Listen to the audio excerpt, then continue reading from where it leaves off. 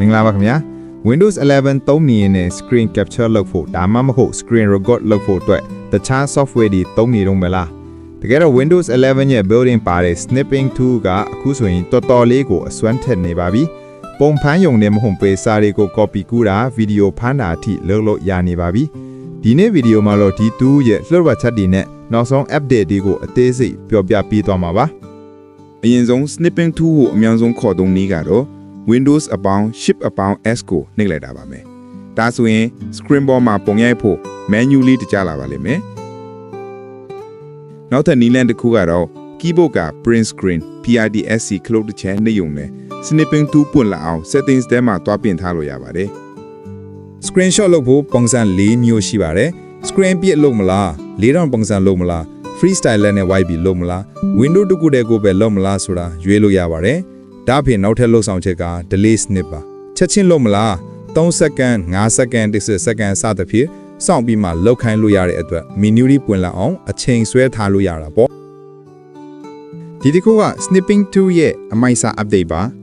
အပေါ်က video icon လေးကိုနှိပ်လိုက်ရင် screen ကို video ဖမ်းလို့ရပါပြီကိုဖမ်းခြင်းတဲ့နေရာလေးကို select ပေးလိုက်ရုံပါပြီအခုနောက်ဆုံး update မှာဆိုရင် microphone အတန်းကိုပါထည့်သွင်းနိုင်တယ်လို့ system audio စက်ထဲကထွက်တဲ့အတန်းကိုပါဖမ်းလို့ရနေပါပြီ tutorial လုပ်တဲ့တွေအတွက်အဆင်ပြေသွားတာပေါ့ဒါကတော့ကျွန်တော်အကြိုက်ဆုံး feature ပါပုံရိပ်ပြီးတာနဲ့အပေါ်က test actions ခလုတ်လေးကိုနှိပ်လိုက်ပါပုံထဲမှာပါတဲ့စာသားတွေကိုသူကအလိုလျောက် detect note ပေးမှာဖြစ်ပြီး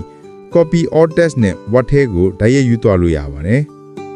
တကယ်လို့သင်ဖုန်းနံပါတ်တွေ email တွေကိုသူများမမြင်စေချင်ရင် quick credit ကိုနှိပ်လိုက်ပါသူကအလိုလျောက် amazing လေးတွေနဲ့ဖုံးပေးသွားမှာပါဝါနောက်တစ်ခုက screenshot လုပ်ထားတဲ့ပုံပေါ်မှာတစ်ခုခုကိုထောက်ပြခြင်းအရင်လိုပိတ်ထဲတွားစရာမလိုတော့ပါဘူး snipping tool ထဲမှာတင်ည arrow ဆွဲမလားလေးတောင်ကွက် rectangle ဆွဲမလားအကုန်လုပ်လို့ရပါတယ်